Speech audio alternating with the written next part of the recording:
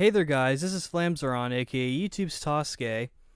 I just got a game called Nosurge from Gamefly, and I figured I should give my little thoughtsy-watsies on it. Thoughtsy-watsies, I don't know, it's late, but that's not important. What is important is this game. It's actually kind of important to my fandom, I think. From what I understand, it's a prequel to Tonelico.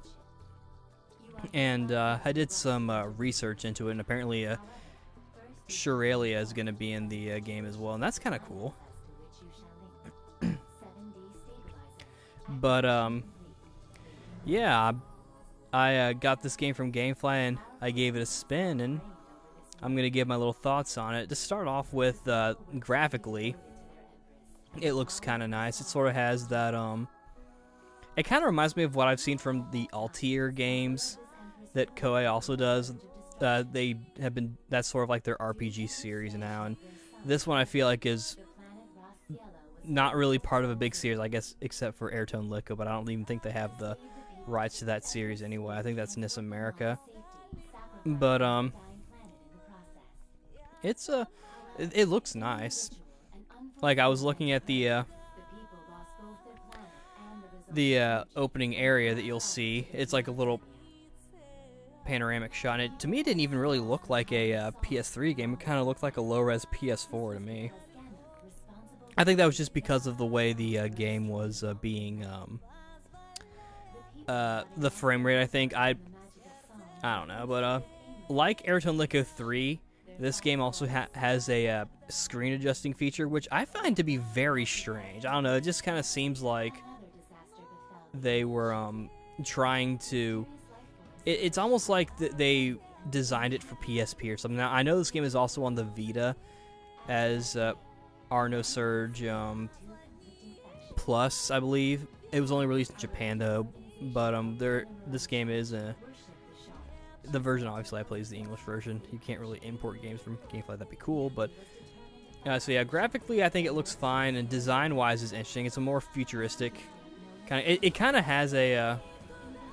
It does look like has that Tonelico style. The main character Delta definitely looks like he fits in. His weapons, you know, are like sort of like the mechanical tonfas that he does, and that's cool. But yeah, and the females, from what I've seen so far, seem to have sort of like the anime girl look to them. The main chick, Cass, you know, she has sort of like a like she wears like the hoodie and the beanie, like, so she's sort of gone for a more I don't want to say hipster or even punk, like she's gone for a more modern style. Though from what I've seen, you can actually get costumes for the characters, and I might actually look up pictures. The story, it kind of reminds me a little bit of Attack on Titan, I guess, just from the idea of like this other group like terrorizing the enemies. Like, there are these group called the Sharl, and they're like these like humanoid fairy like creatures, kind of like harpies, who like were attacking humans who were trying to escape from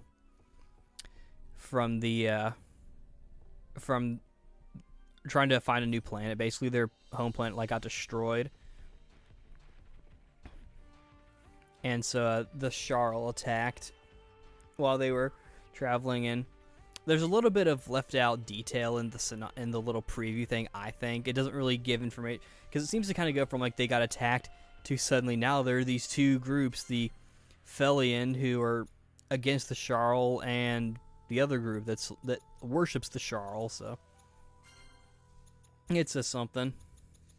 Even the from what I've seen, the areas where you actually do fight enemies, they kind of, it's sort of set up like, oh, this place is a danger zone. They give you like a little bar, like it's blue when it's safe, and green and yellow, and then red when it's dangerous. It's kind of interesting. It brings up sort of like this danger value. I feel like it's not entirely dangerous, or it doesn't feel that way, because one, I find the game to be kind of easy. The game style, it's an RPG obviously, and it's a turn-based RPG, but the way it plays is actually kind of interesting. It kind of reminds me of Valkyrie Profile, where each command, it's sort of like the idea of like having a character where like each button is like assigned to a character. Except here, it's more designed for a it's more designed for a for like your different moves. Like I know for one of the moves, like square with delta, it has like a 6-hit combo, so you can keep pressing that until it runs out and you have a little combo, and that's actually kind of cool. It makes the game seem more action oriented, even though it's not. But I still, it's more fun to play than like your typical like turn-based RPG. I almost kind of wish Tonelico 1 had this battle system, even though that game I'm more or less fine with. I don't know. I feel like it actually plays pretty well, and like Tonelico, you have your mage chick who does like the song magic, and she can unleash like a big attack. It's kind of funny because she does like this little Cass is the only one I have so far, but she has like this projectile magic that she can do, and whenever she does it, like music starts playing. From what I've gathered on like how the health and like game over system works, it seems to be tied with your magical, for lack of a better term, magical girl character. As you'll see in the gameplay footage, Delta will refer to Cass as a magical girl at some point. This game sort of has like little conversation things, kind of like in Dragon Age, where characters will talk while you're walking, or like Tales of Exilio, where they'll be talking, like the little like side comment things, I guess. Except here, it's more of like a feature, and you have a bit more control over it as well. From what I understand, like your song girl character, whoever you have, I assume there are more, kind of like with the Ravitails. I assume this is sort of like a precursor to the Ravitails in the game. I don't know if they're going to be mentioned by name or not, but from what I understand, they're basically your health, and you have to shield them. And of course, you've got like a certain amount of things for your a certain amount of uses for your shield. I don't know if you can get more. I assume you could probably get more personally. But yeah, some people might see that as a bit of a flaw. So far, it hasn't really been that bad. Of course, I'm playing it on just normal.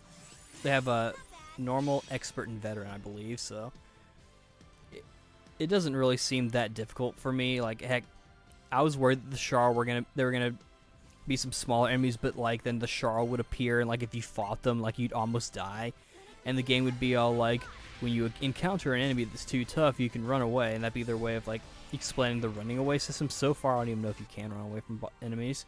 I haven't played too much with battles. I kind of just kill things, as you'll see in the footage. But the Charl were actually pretty easy. Like I took them out. Like they do enemies in waves, and that's where Cass's projectile attack will come into handy, because she can take out more than one wave at a time, and that's indicated by like a gauge on the top. It'll let you know like how many waves she can take out, or any other song person. I'm only calling them song people, not Ravitails, because I don't know if they are intended to be the Ravitails, even if they very clearly are the Ravitails. But so she can take them out pretty quickly, and that's the only one I have so far. It seems like it's kind of like Tonelico, where before a battle starts, you get to choose sort of like what song magic you want, and that's kind of cool. But yeah, this battle so far haven't really been that hard. I don't know, maybe it's because I find it fun. Music in this game is pretty good, though. I found it kind of hard to hear the voice acting at times. I turned it down. You'll see I turned down the music a little bit. But even then, I still found it kind of hard. The voice acting's pretty good, too. Johnny Young Bosch plays Delta, and I believe Cass is played by Stephanie Shea. So, yeah, it's pretty good.